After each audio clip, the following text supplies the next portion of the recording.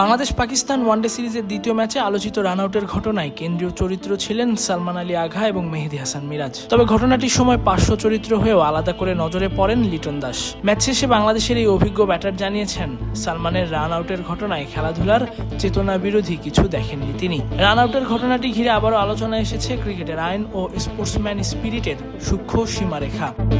শুক্রবার দ্বিতীয় ওয়ানডেতে ওই রান আউটের পর মাঠে কিছুটা উত্তপ্ত পরিস্থিতিরও সৃষ্টি হয়।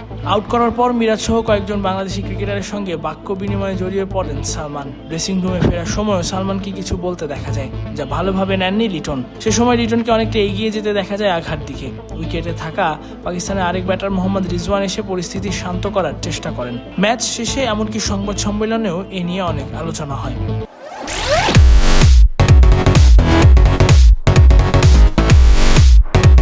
সংবাদ সম্মেলনে না এলেও ব্রডকাস্টার চ্যানেলে সাক্ষাৎকার দিতে গিয়ে এ ব্যাপারে মুখ খোলেন লিটন। টি স্পোর্টসকে দেয়া ওই সাক্ষাৎকারে লিটন জানিয়েছেন, এখানে কেউ চ্যারিটি লিগ খেলতে আসেনি, তাই কেউ ব্যক্তিগত মতামত দিলেও তাদের কাছে যেটা আউট মনে হয়েছে সেটা আউটই।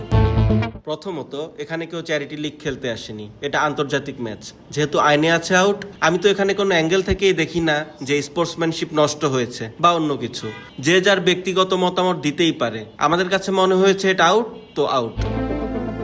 এই রান আউট নিয়ে ম্যাচের পরও আলোচনা অব্যাহত থাকে। সালমান নিজে বলেন, আইনের দিক থেকে এটি আউট হলেও তার মতে এখানে খেলাধুলার চেতনা অনুসরণ করা হয়নি। যে কোনো পরিস্থিতিতে স্পোর্টসম্যান স্পিরিটকেই সবচেয়ে গুরুত্বপূর্ণ মনে করেন বলেও জানান তিনি। ম্যাচ শেষে সংবাদ সম্মেলনে লিটনের সঙ্গে কথোপকথন প্রসঙ্গে প্রশ্ন করা হলে সালমান জানান, আমি কি বলেছিলাম সেটা আমার মনে নেই, আবার লিটন কি বলেছিল সেটাও আমার মনে নেই। আমি নিশ্চিত আমি ভালো কিছু বলিনি, সেও খুব ভালো কিছু বলেনি।